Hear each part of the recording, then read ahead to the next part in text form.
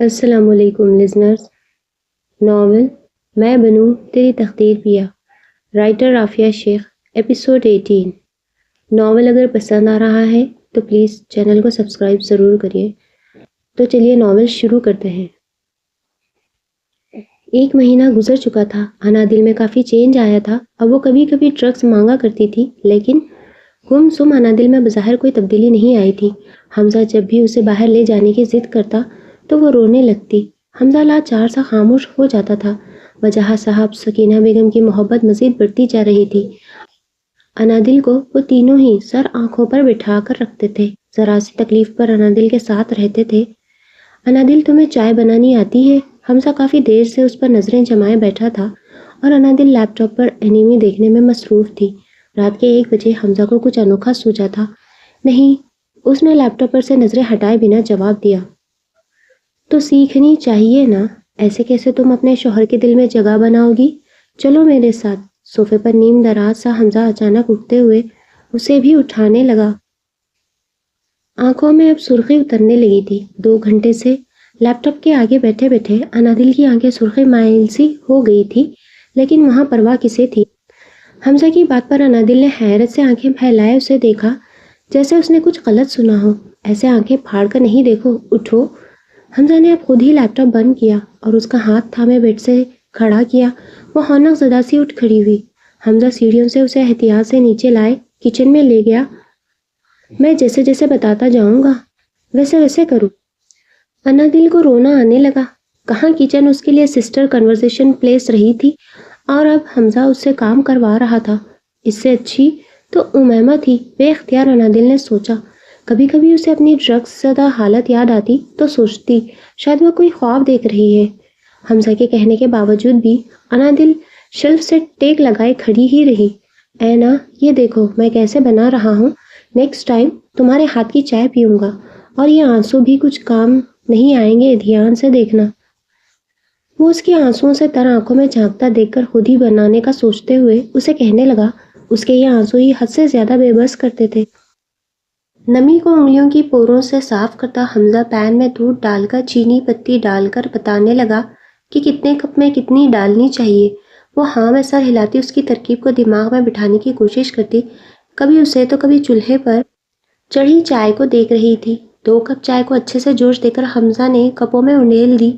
انادل اتنی صفائی سے اسے کام کرتا دیکھ کر شرمندہ ہوئی. وہ لڑکی ہو کر ابھی چائے بناتی تو کچن میں طوفان سمجھ جانا تھا، لیکن حمزہ نے کچھ بھی گند کیے بنا صفائی کے ساتھ چائے بنا لی تھی. چائے پینے سے نیند نہیں آتی ہے، انادل نے اس کے بڑھائے ہوئے کپ کو تھامتے ہوئے کہا تو وہ ہنس پڑا. پتہ نہیں کس نے اتنی اہم معلومات دنیا تک پہنچائی تھی. مجھے تو چائے پینے سے صحت پر کچھ اثر محسوس ہی نہیں ہوتا. تم بھی پی لو نا. تو ہم مووی دیکھ لیں گے، وہ بھی تمہارے پسند کی. حمزہ نے کہہ کر اس کی ناک دبائی تو وہ خفگی سے دیکھ کر سہلانے لگی. آج وہ کافی نارمل بیہیو کر رہی تھی، تو حمزہ نے اسے باتوں پر اکسانے کے لیے نیند سے بوجھل ہوتی آنکھوں کے باوجود چائے بنوانے کا سوچا، لیکن اس کے آنسو دیکھ کر ارادہ ترک کیے خود ہی بنانے لگا. چلو چلتے ہیں. تمہیں نیند آ رہی ہے کیا؟ لیکن تمہاری آنکھیں لال ہو رہی ہیں. میں تمہیں لیپ ٹاپ لینے کی اجازت نہیں دوں گا، سمجھی؟ مائی انوسینٹ گرل. اس کی آنکھوں میں بالکل نیند نہیں تھی، جس سے واضح تھا وہ لال آنکھیں ہونے کے باوجود اینیمی دیکھے گی. اس لیے حمزہ نے اسے وارن کر دیا. لیکن پھر میں کیا کروں گی؟ مجھے نیند نہیں آ رہی ہے، انادل دوبارہ روحانسی ہوتی کہہ رہی تھی. ہم باتیں کریں گے نا، میں تمہارا دوست ہوں نا. کل موم ڈیڈ نور کی شادی پر دبئی جا رہے ہیں. واپسی 1 ہفتے کے بعد ہوگی، تو میں سوچ رہا تھا ہم بھی کہیں چلتے ہیں کسی ٹرپ پر. تمہیں کہاں جانا پسند ہے؟ اپنی فیوریٹ پلیس بتاؤ. حمزہ اسے اپنے ساتھ لگائے سیڑھیاں چڑھتا پوچھ رہا تھا. کپوں کو ٹیبل پر رکھے وہ دونوں جا چکے تھے. مجھے گھر میں رہنا پسند ہے، کہیں جانا نہیں پسند. وہ روم کا دروازہ کھولتے سب سے پہلے اندر جا کر سٹنگ ایریا سے گزرتی ہوئی 4 سٹیپ سیڑھیوں کے چڑھ کر بیڈ پر دھپ سے لیٹ گئی. کمزوری ابھی بھی تھی، جس کی وجہ سے اتنا چلنا بھی اس کو پسینے سے شرابور کر گیا. حمزہ بھی اس کے برابر میں دراز ہوتا لیٹ کر خود میں بھیج گیا. انادل خود کو چھڑوانے کی کوشش میں ہلکان ہوتی بے بسی سے ڈھیلی پڑ گئی. سو جاؤ اینا، مجھے سچ میں نیند آ رہی ہے بہت، اور ہم گھومنے ضرور جائیں گے.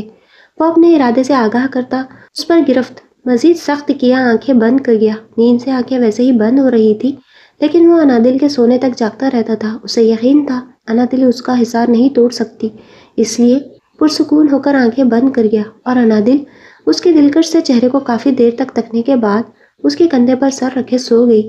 اسے نہیں معلوم تھا وہ اس کے لیے کیا تھا، بس اتنا معلوم تھا اب وہ اس کے لیے ضروری ہو چکا تھا۔ اگر وہ 2-3 گھنٹے بھی آنکھوں کے سامنے سے ہٹ جاتا تو انادل کو لگتا حمزہ نے اسے تنگ آ کر چھوڑ دیا ہے۔ اس کی بے چین نگاہیں اور اضطراب حمزہ کی نظروں سے مخفی نہیں تھا، لیکن انادل کو عادت تھی اس کی اس عادت کو محبت میں تبدیل ہونے میں نہ جانے کتنا ٹائم لگنا تھا، لیکن حمزہ پر امید تھا وہ ضرور اس کی آنکھوں میں محبت دیکھے گا جو حمزہ کی آنکھوں میں ہمیشہ انادل کے لیے تھی۔ آج سامیہ گھر جا رہی تھی، کون سے گھر اسے معلوم نہیں تھا۔ اس نے اپنے اپارٹمنٹ جانا تھا اور دادا ابو کو بھی وہیں لانے کا سوچا تھا، اور میسم کو اس سے آگاہ کیا تو وہ سخت نظروں سے گھور کر جبڑے بھیج گیا، لیکن کچھ کہا نہیں۔ وہ روڈ پر گاڑی دوڑا رہا تھا۔ سامیہ اسے دیکھ کر نظریں پھیرتی سائیڈ ونڈو سے بھاگتی گاڑیاں دیکھنے لگی۔ سپورٹ بیلٹ ابھی اتارنے سے منع تھا، اس لیے سامیہ کا بازو سپورٹ بیلٹ میں قید تھا۔ اسے اپنے اپارٹمنٹ کے باہر گاڑی روکتے دیکھ کر سامیہ نے کچھ کہنا چاہا۔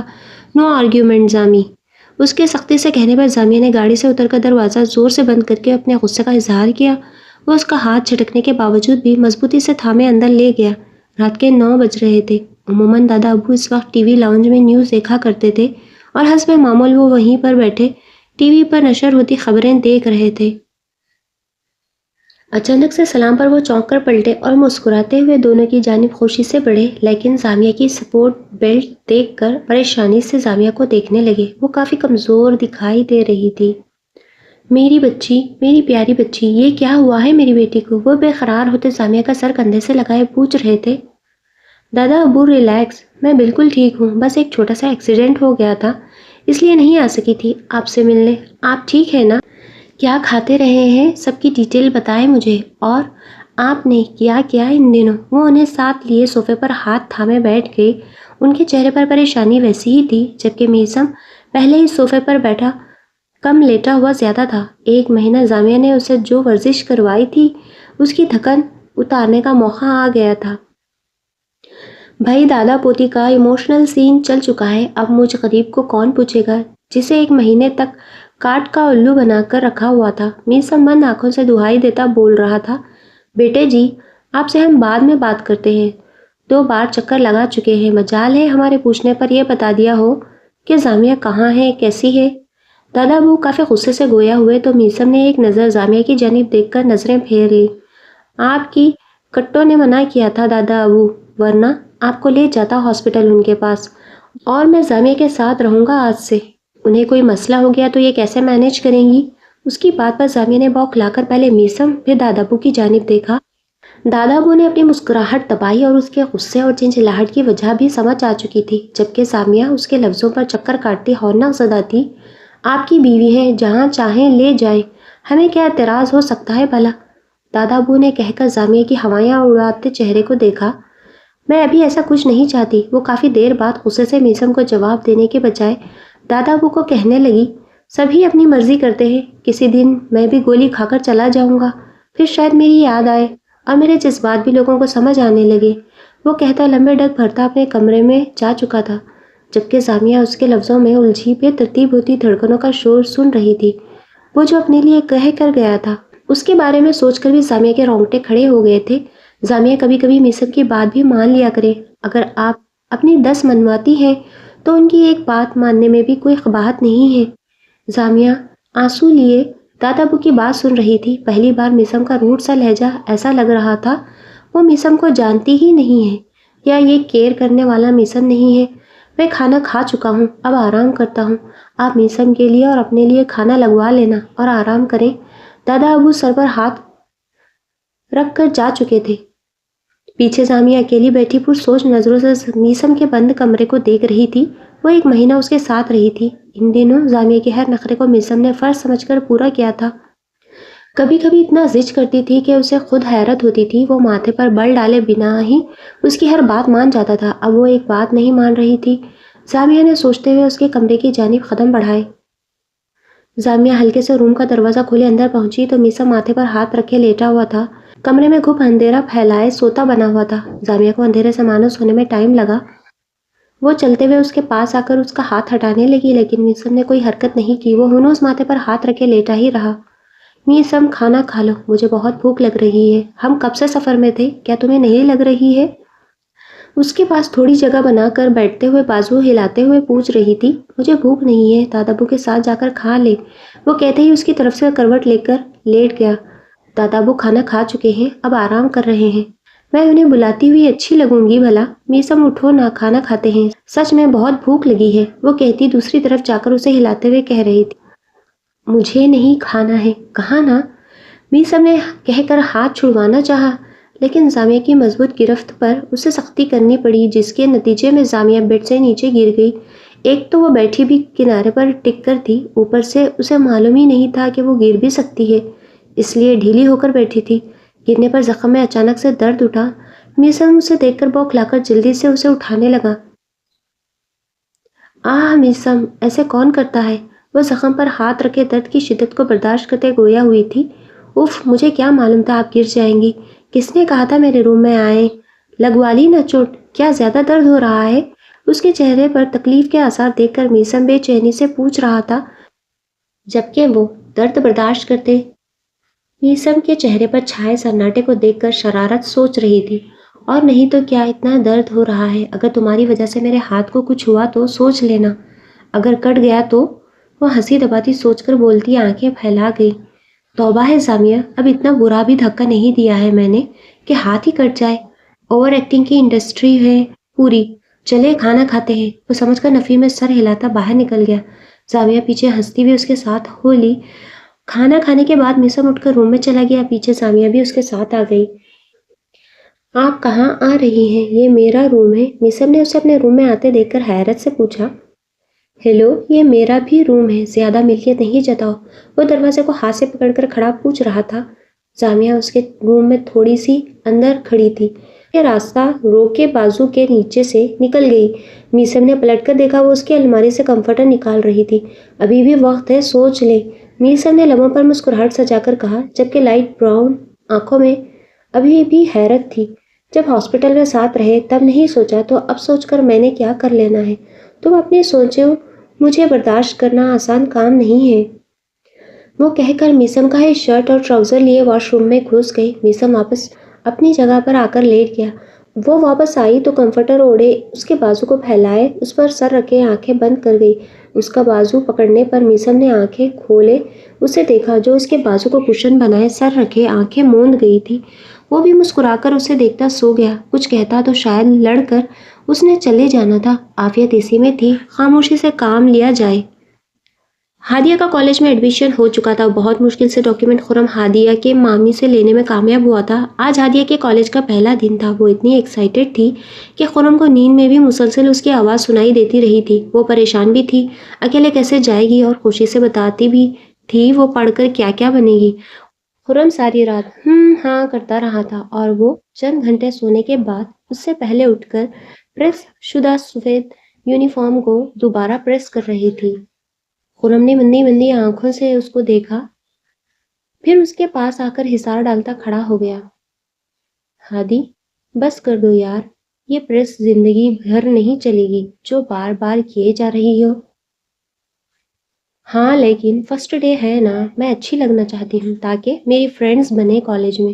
خرم نے آنکھیں دکھائی۔ حد ہے، ایسے دوست بنتی ہیں کیا؟ ویسے بھی بن جائیں گی دوست تمہاری پاگل لڑکی، اور زیادہ کسی سے فری ہونے کی ضرورت نہیں ہے، اور تم تو ہو ہی چائنیز گڑیا، کسی کو پیارا لگنے کی ضرورت نہیں ہے، مجھے لگتی ہو کافی ہے۔ اس کی تعریف پر وہ سرخی چھلکاتا چہرہ جھکا گئی۔ خرم یکٹک اسے دیکھ رہا تھا۔ اچھا، اب مجھے جانے دو، ریڈی ہونا ہے مجھے بھی۔ خرم ہنس کر کہتا اس کی ناک دبا کر ہنسنے لگا۔ میں نے آپ کو کب روکا ہے؟ وہ حنک زدہ سی حیرت لیے پوچھ رہی تھی۔ اور کیا، صبح صبح اتنی پیاری لڑکی کو دیکھ لیا ہے، اور اس پیاری لڑکی کی ادائیں مجھے روک رہی ہیں، تو اس میں قصور کس کا ہوا بتاؤ؟ وہ کہہ کر کپڑے لیے واش روم چلا گیا۔ پیچھے ہادیہ اس کے لفظوں میں گم مزید سرخ ہو رہی تھی۔ ناشتے کے بعد خرم نے اسے چلنے کا کہا تو وہ بیگ لینے روم کی جانب بھاگی۔ مہر النساء بیگم اور اسجد صاحب خوش تھے۔ ہادیہ کو اتنا پرجوش اور خوش دیکھ کر وہ روم میں آئی تو خود کو دیکھنے لگی۔ فرینچ چوٹی باندھے، آنکھوں میں کاجل لگائے، سفید یونیفارم میں حسین لگ رہی تھی۔ وہ گول گھوم کر خود آور شیشے میں خود کو دیکھ رہی تھی۔ خرم نے کافی انتظار کے بعد خود روم میں آ کر اسے دیکھا تو ہنسنے لگا۔ وہ ارد گرد سے بے خبر خوش ہوتی گھوم رہی تھی۔ پھر اچانک خیال آیا وہ کس لیے آئی ہے تو بیگ اٹھا کر اچھے سے بلیک چادر میں خود کو چھپاتی پلٹی۔ خرم کو سامنے پا کر حواس باختہ سی ہو گئی اور شرم سے چہرہ جھکا گئی۔ وہ کیا سمجھے گا اتنی بڑی ہو کر بچوں کی طرح خوش ہو رہی ہے، یہ سوچتی خود کو پریشان کر رہی تھی۔ چلیں چائنیز گرل، ورنہ کالج کے پہلے ہی دن لیٹ ہو جاؤ گی۔ وہ شوق نظریں اس پر ٹکائے وہ کہتا ہوا ہاتھ پکڑے لے گیا، ورنہ وہ خرم کی نظروں سے پریشان ہوتی وہیں جمی رہتی۔ گاڑی میں فرنٹ سیٹ پر بیٹھتے خرم نے اپنی سیٹ بیلٹ باندھ کر اس کی بھی سیٹ بیلٹ باندھتے گاڑی سٹارٹ کی۔ راستے میں وقتاً فوقتاً وہ کچھ نہ کچھ بولتی رہی۔ کبھی پریشان ہوتی تو خرم کے سمجھانے پر سر ہلاتی کہ جیسے سمجھ گئی ہے۔ انادل اب ڈرگس نہیں مانگتی تھی، لیکن جس میں کپ کپی تاری رہتی تھی۔ وہ سو کر اٹھتی، فریش ہو کر روم سے باہر آ گئی تھی۔ حمزہ ابھی بھی گہری نیند سو رہا تھا۔ انادل نے دیکھا بھی نہیں کہ وہ آج اس کے جگانے سے پہلے کیوں نہیں جاگا تھا، بس فریش ہوتی باہر آ گئی تھی۔ سکینہ بیگم کو ٹی وی لاؤنج میں بیٹھا دیکھ کر ان کے پاس ہی چلی آئی، سلام کر کے ان کے ساتھ ہی صوفے پر ٹک گئی۔ کیا ہوا؟ کچھ پریشان لگ رہی ہے۔ حمزہ ابھی تک نہیں اٹھے؟ وہ لیٹ تو نہیں اٹھتے؟ کیا ان کی طبیعت ٹھیک ہے؟ ان کے پوچھنے پر انادل کو شرمندگی ہوئی کہ اس نے تو حمزہ کو دیکھا بھی نہیں تھا، وہ کیوں سویا ہوا ہے؟ اس کی طبیعت ٹھیک نہیں تھی یا وہ تھکن سے ابھی تک سو رہا تھا؟ ان کے اس فکر بھرے سوالات پر وہ بے چین سی ہو گئی تھی۔ میں نے دیکھا ہی نہیں ماما، میں ابھی دیکھ کر آتی ہوں۔ وہ شرمندہ سی نظریں ملائے بغیر کہتی اپنے روم کی جانب بھاگی، جہاں حمزہ ابھی تک ویسے ہی سو رہا تھا، اوندھے منہ بیڈ پر لیٹا تھا۔ انادل منتشر ہوتی دھڑکن لیے اس کی جانب بڑھتے ہوئے سوچ رہی تھی کہ اسے جگائے کیسے۔ پہلے اس کے کندھے کی جانب ہاتھ بڑھایا، لیکن پھر واپس ہاتھ کھینچ لیا۔ کچھ سوچتی وہ کرٹنز کے پاس پہنچ کر انہیں ہٹانے لگی کہ شاید گلاس ڈور سے آتی دھوپ کی روشنی سے آنکھیں کھل جائیں، لیکن حمزہ نے گلاس ڈور کی جانب سے رخ موڑ لیا۔ انادل پریشان ہوتی اسے دیکھ رہی تھی۔ اچانک یاد آیا امیمہ اس پر پانی پھینک کر اٹھاتی تھی، اس کے سر پر پانی سے بھرا جگ تھامے۔ اب پریشانی سے یہ سوچ رہی تھی کہ اگر اسے جگانے کا یہ طریقہ اچھا نہ لگا تو وہ ڈانٹ نہ دے اسے، اور انادل کو کسی کا سخت لہجہ کہاں برداشت تھا۔ لیکن اتنے دنوں کی نرمی نے انادل کے اندر حوصلہ پیدا کر دیا تھا۔ اسی حوصلے کے تحت انادل نے آگے کچھ سوچے بنا اس پر سارا پانی انڈیل دیا۔ حمزہ جو اس کے آتے ہی جاگ چکا تھا اور سوچ رہا تھا وہ اسے کیسے جگائے گی، اچانک پانی گرنے پر بڑبڑا کر آنکھیں مسلتا حیرت سے اٹھا۔ وہ انادل سے اس قسم کا کچھ ایکسپیکٹ نہیں کر رہا تھا۔ وہ اس کے جاگنے پر ڈر کر 2 قدم پیچھے ہوئی۔ حمزہ نے آگے بڑھ کر اس کا ہاتھ پکڑ کر خود پر گرا لیا، ساتھ ہی پانی سے بھرا گلاس بھی اس کے اوپر ڈال دیا۔ انادل پر پانی پڑتے ہی مسلسل چھینکتے ہوئے حمزہ سے خود کو چھڑواتی اب رونے کو تھی۔ اوف یار، ایک تو تم اتنی سینسیٹیو ہو نا، تھوڑا سا پانی برداشت نہیں کر سکتی، اور میں نے اے سی بھی فل کیا ہوا ہے۔ وہ اس کے روم سے جاتے ہی اے سی فل کیے واپس سو گیا تھا۔ اسے ہلکا ہلکا ٹیمپریچر محسوس ہو رہا تھا، اتنے دنوں سے صحیح سے سو نہیں پا رہا تھا۔ اوپر سے فل اے سی میں سونے والا حمزہ انادل کی وجہ سے اس کا ٹیمپریچر کم ہی رکھتا تھا، ورنہ وہ چھینکنے لگتی تھی۔ اتنے سارے کمپرومائز کرتا حمزہ بنا کوئی شکایت کیے اس کی حد سے زیادہ کیئر کر رہا تھا۔ حمزہ نے اسے چھوڑ کر سائڈ ٹیبل سے ریموٹ اٹھائے، اے سی بند کیا۔ چلو جلدی سے جا کر چینج کرو اب اینا۔ مسلسل چھینکنے سے اس کی آنکھوں میں گلابی پانی تیرنے لگا تھا۔ حمزہ اس کی حالت دیکھتا خود اٹھ کر اس کے کپڑے نکال کر دیتا، اسے واش روم میں بھیجتا، خود واپس آ کر گیلا بیڈ دیکھنے لگا۔ اینا، بیڈ گیلا کر دیا، وہ بیڈ شیٹ اتارتا بڑبڑاتے ہوئے کہہ رہا تھا۔ اب اسے یہاں بھی ٹھنڈے دماغ سے کام لینا تھا۔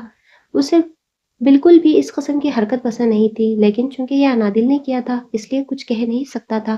صبر کے گھونٹ بھر کر ہیئر ڈرائر سے بیڈ کو سکھانے لگا۔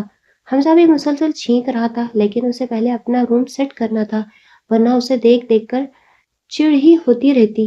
انادل کے باہر آتے ہی وہ اپنے کپڑے لیے چلا گیا۔ انادل روم کا نقشہ درست دیکھ کر حیرت میں مبتلا ہوئی اور واپس سکینہ بیگم کے پاس جانے کا سوچ کر روم سے باہر آ گئی۔ آپ نے دوبارہ کپڑے چینج کر لیے؟ وہ ابھی صاف ستھرا ڈریس پہن کر آئی تھی، پھر دوبارہ سے ڈریس چینج دیکھ کر استفسار کرنے لگی۔ پوچھے ذرا اپنی بہو سے، مام یہ کر کے کیا آئی ہے؟ مجھے جگانے آئی تھی، مجھ بیچارے پر پانی ہی پھینک دیا۔ حمزہ نے آتے ہوئے بات سن لی تو اس کے جواب دینے سے پہلے بول اٹھا، جبکہ انادل شرمندہ ہوتی سر جھکائے بیٹھی رہی۔ آپ نہیں جاگیں گے تو یہ ایسے ہی کریں گی نا؟ اور اس کے جواب میں، آپ نے ہماری بیٹی کو ڈانٹا ہے نا؟ دیکھیں کیسے رونے والی صورت بنا رہی ہے۔ انادل بیٹا ادھر آئیں اپنی ماما کے پاس۔ وہ انادل کو ہاتھ کے اشارے سے بلاتی حمزہ کو گھور کر رہ گئی، جو مسلسل ہنس رہا تھا۔ مام میں بھلا کیوں ڈانٹنے لگا؟ وہ بنا ڈانٹ کے سہم جاتی ہیں۔ میں نے ڈانٹ دیا تو بخاری چڑھ آئے گا انہیں۔ وہ انادل کو دیکھتا جواب دے رہا تھا، جو سامنے صوفے سے اٹھ کر اس کی موم کے ساتھ چپک کر بیٹھ گئی تھی، ایسے جیسے اس نے پانی پھینکنے پر ڈانٹا ہو۔ بیٹا ان کے نیلز دیکھیں کیسے نیلے ہو رہے ہیں۔ سکینہ بیگم نے اس کے نیلز دیکھ کر حمزہ کی توجہ اس جانب کی تو وہ بھی انادل کے پاس آ کر بیٹھے اس کے نیلز دیکھنے لگا۔ موم آئی تھنک اینا کو ٹھنڈ لگ رہی ہے، اسے اپنا دوپٹہ دے دے اور سوپ وغیرہ بنوا لیں۔ وہ ماں سے بولتا اس کے سرد ہاتھ اپنے گرم ہاتھوں میں لے کر گرمائش دینے لگا۔ انادل خفت زدہ سی حمزہ کی کیئر دیکھ رہی تھی۔ اور میرے لیے بھی لائٹ سا بریک فاسٹ بنوائیے گا، مجھے فیور سا فیل ہو رہا ہے، ہیوی ناشتہ نقصان دے سکتا ہے۔ اس کے کہنے پر وہ سر ہلا کر اٹھتے ہوئے اس کے ماتھے پر ہاتھ رکھے چیک کرنے لگی، واقعی اسے بخار تھا۔ انادل کو اپنا دوپٹہ اچھے سے اڑا کر مسکراتی ہوئی کچن میں ناشتے کا کہنے چلی گئی۔ میں ماما سے آپ کی شکایت کروں گی، آپ نے بھی مجھ پر پانی پھینکا تھا جس کی وجہ سے مجھے فلو ہوا ہے اور سردی بھی لگ رہی ہے۔ انادل معصوم سی دھمکی دیتی اس سے دور ہوتی دوپٹے میں خود کو چھپائے بیٹھ گئی۔ بال گیلے ہونے کی وجہ سے چھوٹا سا کیچر لگا کر سامنے کے بال سمیٹ کر باقی کھلے چھوڑے ہوئے تھے۔ پشت پر بکھرے نم بال اسے مزید کپ کپاہٹ دلا رہے تھے۔ اوہ اینا، لازمی کرنا میری شکایت، ویسے کتنا اچھا لگے گا جب میری موم سے میری شکایت کرے گی میری معصوم سی بیوی۔ وہ اس کے قریب کھسک کر پوچھ رہا تھا، میں معصوم نہیں ہوں، مجھے چالاکی بھی آتی ہے، آپ کو بتاؤں گی کبھی۔ وہ انگلی اٹھاتی وارننگ دیتے بول رہی تھی۔ حمزہ اس کی وارننگ پر اس کی انگلی اپنی مٹھی میں قید کیے ہنستا ہی جا رہا تھا۔ سکینہ بیگم نے اسے ہنستے دیکھ کر مسکرا کر اسے میڈیسن تھمائی۔ ناشتہ لگ گیا ہے، آپ دونوں آ جائیں، اور آپ نے یہ میڈیسن لینی ہے ناشتے کے بعد، اور آج انادل کا چیک اپ کروانا ہے۔ ان دونوں کو ناشتے کے لیے اٹھاتی بتانے لگی تھی۔ جی موم بس ناشتہ کر لیں پھر ہاسپٹل کے لیے نکلتے ہیں، کل سے میں آفس جوائن کر رہا ہوں۔ انادل آپ کی ذمہ داری ہوں گی، ان کے گھر والے میری اجازت کے بنا نہیں لے جا سکتے ہیں۔ وہ کہہ کر ناشتہ کرنے لگا، جبکہ اس کے آفس جانے کا سن کر انادل پریشان ہو چکی تھی۔ اتنے دنوں سے وہ سائے کی طرح ساتھ تھا، اب اتنے بڑے گھر میں وہ اکیلی کیا کرے گی؟ سکینہ بیگم سے کتنی باتیں کر لے گی، اس کے ساتھ اینی کون دیکھے گا؟ وہ نخرے کسے دکھائے گی؟ میڈیسن لینا کون یاد کروائے گا؟ کھانا اپنے ہاتھوں سے کون کھلائے گا؟ اسے فورس فلی کون لیپ ٹاپ رکھنے کا کہے گا؟ سامیہ سے بات کون کروائے گا؟ انادل اتنا سب سوچتی حمزہ کو دیکھتے ہوئے پریشان ہو رہی تھی۔ سکینہ بیگم کے ناشتے کی طرف توجہ دلانے پر سر ہلا کر کھانے لگی، لیکن دماغ حمزہ کی آفس جانے والی بات پر اٹک چکا تھا۔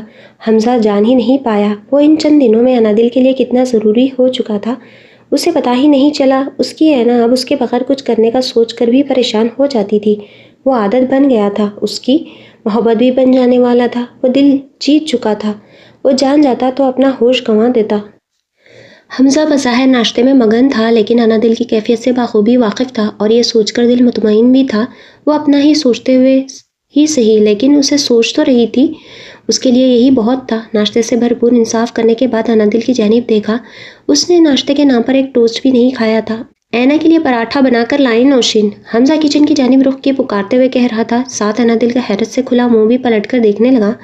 اینا تم اب پورا پراٹھا کھاؤ گی، بہت کر لیا بچوں والا ناشتہ، ایسے تو تم نے ہمیشہ کمزور ہی رہنا ہے۔ وہ تھوڑے مصنوعی غصیلے لہجے میں کہہ رہا تھا۔ آپ مجھے ڈانٹ رہے ہیں؟ وہ نم آنکھوں سے دیکھتے ہوئے پوچھ رہی تھی۔ اسے تو ٹوسٹ نہیں کھایا جا رہا تھا اور اس نے پراٹھے کا آرڈر دے دیا تھا۔ سوچتے ہوئے بھی انادل کا دل کانپ رہا تھا، وہ کیسے اتنا ہیوی ناشتہ کرے گی؟ جی بالکل ڈانٹ رہا ہوں ڈیئر، یہ آنسو کام نہیں آئیں گے، میں موبائل لے کر آتا ہوں، جب تک آپ کا ناشتہ بھی آ جائے گا میں اپنی نگرانی میں کرواؤں گا۔ موم ڈیڈ کی شام کی فلائٹ ہے دبئی کی، میں موم سے پوچھ کر آتا ہوں کب تک نکلیں گی۔ حمزہ کہتا نیپکن سے ہاتھ صاف کرتا کرسی کھسکا کر اٹھا اور اوپر فلور پر موجود اپنے روم سے موبائل لے لیے باہر آیا۔ اسے ابھی بھی حرارت محسوس ہو رہی تھی۔ پھر سکینہ بیگم کے روم میں نوک کر کے اجازت ملنے پر روم میں پہنچا تو وہاں ان کو پیکنگ کرتے ہوئے پایا۔ موم آپ لوگ کب تک نکلیں گے؟ میں آپ لوگوں کو ایئرپورٹ تک سی آف کرنے چلوں گا۔ حمزہ ڈھیلے ٹراؤزر پر ٹی شرٹ پہنے بکھرے بالوں کے ساتھ کھڑا موبائل دیکھتے ہوئے پوچھ رہا تھا۔ بیٹا ہم چلے جائیں گے، یہی کوئی 4 بجے تک نکلیں گے۔ بیٹا انادل کی ماما ہم سے کتنی بار کہہ چکی ہیں انادل کو ان کے گھر بھیج دے، بھلے آپ بھی رک جائیں۔ اچھا نہیں لگتا یوں آپ نے ان کی بیٹی کو ان سے جدا ہی کر دیا ہے۔ حمزہ موبائل پر ضروری میلز دیکھنے کے بعد پوری توجہ سے بات سن کر ان کے پاس بیٹھ گیا۔ موم اتنے سالوں تک ان کے پاس رہی ہے نا، میں نے تو کچھ نہیں کہا ان کو۔ حمزہ کے بے تکے جواب پر پہلے سکینہ بیگم نے گھور کر دیکھا، پھر ہنسنے لگیں۔ آج کل کی نوجوان نسل پہلے شادی سے بھاگتی ہے، پھر شادی ہونے کے بعد بیوی کو گھر بھیجنے کے معاملے پر ایک نئی تکرار کرتی ہے۔ ہم آ جائیں واپس نور کی شادی سے، پھر ہم دیکھتے ہیں آپ ہماری بچی کو ان کے گھر کیسے نہیں بھیجتے ہیں۔ انہوں نے کان کھینچتے ہوئے کہا تو حمزہ بھی مسکرانے لگا۔ اور ہاں، ہم واپس آنے کے بعد باقاعدہ آپ کی شادی کریں گے، تاکہ لوگوں کو بھی تو معلوم ہو ہماری بھی بہو ہے، ہمارے بیٹے سے بھی پیاری۔ ان کے کہنے پر حمزہ نے آنکھیں چھوٹی کر کے ان کو دیکھا۔ موم آج کل میں دیکھ رہا ہوں ساس بہو میں بہت بن رہی ہے، پلیز اینا کو اپنے ان میلو ڈراموں سے دور رکھیے گا۔ آج پانی پھینکا ہے، کل ڈرامہ میں کچھ دیکھ کر کچھ اور ہی نہ کر دے۔ اور میں نے آپ کے آنے کے بعد اینا کو کہیں گھمانے لے جانا ہے، میسم کا ارادہ بھی ہے وہ سامیہ کی باقاعدہ سماجی اصولوں کے مطابق رخصتی کروائے، تو میں سوچ رہا ہوں ہم اسی میں ارینج کر لیتے ہیں۔ اور برائے مہربانی انادل کو مجھ سے دور نہیں کریے گا، شادی کے نام پر میں نے پھر کسی رسم کو نہیں ماننا ہے۔ حمزہ کہتے کہتے آخر میں وان بھی کر گیا۔ اسے معلوم تھا جہاں انادل کے گھر والے لے جانے کی کریں گے وہیں اس کے گھر والے بھی اسے سمجھائیں گے۔ اتنے میں موبائل پر کال آنے لگی تو وہ ایکسکیوز کرتا کال ریسیو کیے باہر چلا گیا۔ وجاہت صاحب آفس میں تھے، انہوں نے کسی کام سے حمزہ کو کال کی تھی۔ وہ بات کرتا ہوا ٹی وی لاؤنج میں آ کر بیٹھ گیا۔ انادل نے سر نکال کر دیکھا، حمزہ کی پیٹھ اس کی جانب تھی۔ انادل دبے پاؤں سکینہ بیگم کے کمرے میں پہنچی جو گراؤنڈ فلور پر تھا۔ کیا ہوا میرے بچے، وہاں کیوں کھڑی ہیں، اندر آئیں۔ دروازے کی دہلیز پر کشمکش کی حالت میں گھری انادل کو دیکھ کر انہوں نے پیار سے کہتے ہوئے پاس بلایا۔ ماما وہ ہاتھوں کو باہم منسلک کیے کھڑی پریشانی سے ان کی جانب دیکھتے ہوئے متذبذب تھی۔ جی بیٹا بولیں، کیا آپ کو گھر جانا ہے یا حمزہ نے آپ کو کچھ کہا ہے؟ ابھی بتائیں، ہم ان کے کان کھینچتے ہیں۔ انادل کا ہاتھ تھامے پاس بٹھا کر وہ پوچھ رہی تھی۔ حمزہ دروازے پر کھڑا بازو سینے پر باندھے انادل پر فوکس کی ساس بہو کی اپنے متعلق برائی سن رہا تھا۔ دونوں کا حمزہ کی جانب دھیان نہیں تھا۔ آپ حمزہ سے کہیں نا وہ پراٹھا نہیں کھلائیں، اور ان سے کہیں نا وہ آفس نہیں جائیں، میں اکیلی کیا کروں گی، آپ لوگ بھی جا رہے ہیں، وہ بتاتے ہوئے باقاعدہ ان کے گلے سے لگ کر رونے لگی تھی۔ سہارا ملتے ہی اس نے شکایتوں کے انبار لگا دیے تھے، اور وہ اب بھی مسلسل حمزہ کی شکایت لگاتے ہوئے رو رہی تھی۔ حمزہ آنسوؤں پر بے چین ہوتا مسکرا بھی رہا تھا۔ میں سکینہ بیگم کی اس کی جانب نظر اٹھی تو پہلے گھوری سے نوازا، پھر ہنسنے لگی۔ انادل آپ نے تو ہمیں ڈرا ہی دیا تھا، ہمیں لگا آپ کو اپنے گھر کی یاد آ رہی ہے۔ وہ آنسو صاف کرتے ہوئے کہہ رہی تھی۔ حمزہ یاد ہی نہیں کرنے دیتے ہیں انہیں، کیسے یاد کروں؟ ماما کیا میں ڈرگس لیتی تھی؟ مجھے یاد آتا ہے کچھ میں کیوں لیتی تھی، کیا حمزہ کو معلوم ہے؟ وہ ان کے دوستی اور اپنائیت بھرے لہجے کی بدولت ان سے اب اپنے خوف کا اظہار کر رہی تھی۔ اینا، موم سے کیا پوچھ رہی ہو؟ مجھ سے پوچھ لو سب، میں بتا دوں گا، انفیکٹ میں تمہارا دوست ہوں۔ چلو آ جاؤ، ناشتہ کر کے میڈیسن لو، ڈاکٹر کے پاس جانا ہے، پھر موم ڈیڈ کو چھوڑنے میرے ساتھ چلنا ہے، پھر ہم نے اپنی شادی کی تیاری بھی کرنی ہے۔ اتنے سارے کام ہیں اور تم یہاں بیٹھی ساس سے لاڑ اٹھوا رہی ہو۔ حمزہ نے اس کی بات کو گھماتے ہوئے اسے اٹھاتے ہوئے کہا۔ وہ ناشتے کے نام پر منمنانے لگی تھی۔ ساتھ شادی کا سن کر سوچ بھی رہی تھی، اس کی شادی تو ہو چکی، اب کیسے ہوگی؟ حمزہ ناشتہ زبردستی فنش کرواتا، اسے میڈیسن دیتا، ڈاکٹر کے پاس لے گیا جہاں سب کچھ پرفیکٹ تھا۔ اتنی ساری شکایتیں ہیں حمزہ میر سے، تو حمزہ میر سے کرو نا، تاکہ مجھے بھی معلوم ہو اور میں اپنی کوتاہیوں کا ازالہ بھی کر سکوں۔ حمزہ ڈرائیونگ کرتے ہوئے حجاب میں لپٹے اس کے شفاف چہرے کی جانب دیکھ کر کہتے ہوئے واپس چہرہ سامنے موڑ گیا۔ میں آپ سے کیا کہوں، وہ پتہ نہیں کیوں لیکن حمزہ سے ریزرو رہتی تھی اور اسے یہ بات بالکل پسند نہیں تھی۔ وہی جو موم سے کہہ رہی تھی، اینا مجھے آفس جانا ہے، کل سے ڈیڈ آفس نہیں ہوں گے، چوہان صاحب بھی جا چکے ہیں، تو مجھے یہ بزنس کو دیکھنا ہے، اور رہی بات تمہارے اکیلے ہونے کی، اس کا یہ حل ہے، میں صبح جاتے ہوئے تمہیں تمہارے گھر چھوڑ جاؤں اور آتے ہوئے لے آؤں۔ اگر زامیہ کے گھر بھی بولو گی تو لے جاؤں گا۔ آج کل کال پر ویسے ہی دھمکیاں دے رہی ہے۔ میں آتے ہوئے ساتھ لے آؤں گا، لیکن مجھ سے رکنے کے بارے میں کوئی بحث نہ کرے تو بہتر ہے۔ اور اگر کوئی کہیں لے کر جائے تو تمہارا پہلا میسج یا کال مجھے آنی چاہیے۔ میری اجازت کے بغیر کہیں نہیں جا سکتی ہو تم، اینا۔ میں اب کسی بھی قسم کا نقصان نہیں اٹھا سکتا ہوں۔ اتنے سال محبت کا انتظار کرتے ہوئے گزارے ہیں، سمجھ رہی ہو نا اینا؟ اس کے گود میں رکھے ہوئے ہاتھ پر نرمی سے دباؤ ڈالتے ہوئے حمزہ نے کہا تو انادل نے چونک کر سر ہلایا۔ یعنی وہ جو خواب سوچ کر اپنی گزشتہ حالت دیکھتی تھی وہ سچ تھا۔ حمزہ کی باتوں سے تو واضح تھا اس پر پابندی لگا رہا تھا۔ یہ سب انادل کے لیے بالکل الگ تھا۔ وہ تو ویسے بھی کہیں نہیں جاتی تھی۔ کیا میں ڈرگز ایڈکٹڈ رہی ہوں؟ انادل بار بار پوچھنے کے باوجود بھی جواب نہ پا کر بے چینی سے سوال کر رہی تھی۔ وہ ایک حادثہ تھا اور حادثوں کو بھلا دینا چاہیے، لیکن تمہیں اب کیئرفل رہنا ہوگا۔ کچھ بھی غیر معمولی بات ہو ڈائریکٹ آ کر مجھ سے کہو۔ مجھ سے نہیں کہہ سکتی، موم سے کہو۔ اگر ان سے بھی جھجک محسوس ہوتی ہے، زامیہ آپی یا اپنی موما، کسی سے بھی کہو، لیکن کہنا لازمی ہے۔ اکثر ہم یہ سوچ کر درگزر کر دیتے ہیں چلو آج ہو گیا خیر ہے، لیکن پھر ہمیں نیکسٹ ٹائم بتا دینا چاہیے۔ تمہارے لیے جوس کا لینا طلب بن گیا تھا اور تم نے کبھی اس بات پر غور نہیں کیا۔ کچھ بھی ہوا اپنے تک یا اپنے روم تک ہی رکھا۔ اگر اس وقت تم نے بتا دی ہوتی کنڈیشن تو اینا اتنا نقصان نہیں ہوتا، لیکن جو ہوتا ہے اچھے کے لیے ہوتا ہے۔ وہ سنجیدگی سے کہتے کہتے آخر میں نرم مسکراہٹ سجائے اس کی جانب دیکھنے لگا۔ اس میں اچھا کیا تھا حمزہ امیر؟ بے اختیار لبوں نے وہ لفظ ادا کیے تھے جن کی چاہ حمزہ کو نہ جانے کب سے تھی۔ اس میں اچھا یہ ہے کہ مجھے تمہاری اسٹڈی کے کمپلیٹ ہونے تک کا انتظار کرنا پڑتا اور اس حادثے سے تم میرے پاس آ گئی ہو۔ حمزہ کی اس بار مسکراہٹ بہت دلکش تھی، جو انادل کے پورا نام لینے کی بدولت آئی تھی۔ ہاں ایک بات اچھی ہوئی، میری پڑھائی سے جان چھوٹ گئی، انادل نے کہہ کر سکون کی سانس لے کر سائڈ ونڈو سے بھاگتے مناظر کو دیکھا، جیسے کتنا بڑا بوجھ اتر گیا ہو۔ اوہ مائی سویٹ ہارٹ، یہ تو آپ کی سوچ ہے کہ حمزہ میر اس معاملے میں ذرا بھی رعایت دے گا۔ تمہاری نیکسٹ کلاسز نیکسٹ منتھ شروع ہو رہی ہیں، لہٰذا اپنا مائنڈ سیٹ تبدیل کر لو بیگم۔ حمزہ نے سنجیدگی سے کہہ کر رخ پھیرا۔ مطلب میں فیل ہونے کے باوجود یوں نہیں جاؤں گی؟ وہ لڑاکا عورتوں کی طرح کمر پر ہاتھ رکھے پوچھ رہی تھی۔ حمزہ اتنے کانفیڈنس پر عش کر اٹھا۔ یہ اسی کا دیا گیا اعتماد ہی تو تھا جو آج لڑاکا خاتون بن گئی تھی۔ حمزہ نے اس کے انداز پر مسکراہٹ لبوں پر دبائی۔ جی ہاں، مڈ ٹرم تھے، فائنل باقی ہے، اس لیے بنا کوئی آرگیومنٹ کیے تم جونی جاؤ گی اور میں ہی تمہیں پڑھاؤں گا۔ دیکھتا ہوں اس بار کیسے بچتی ہو مجھ سے۔ وہ منہ پر ہاتھ پھیرتا کہہ رہا تھا اور وہاں انادل نے رونا شروع کر دیا تھا۔ ابھی کیوں رو رہی ہو اینا؟ ایک منتھ ہے، ابھی بعد میں رونا، حمزہ کہہ کر اس کی آنکھوں سے بہتے موتی چننے لگا۔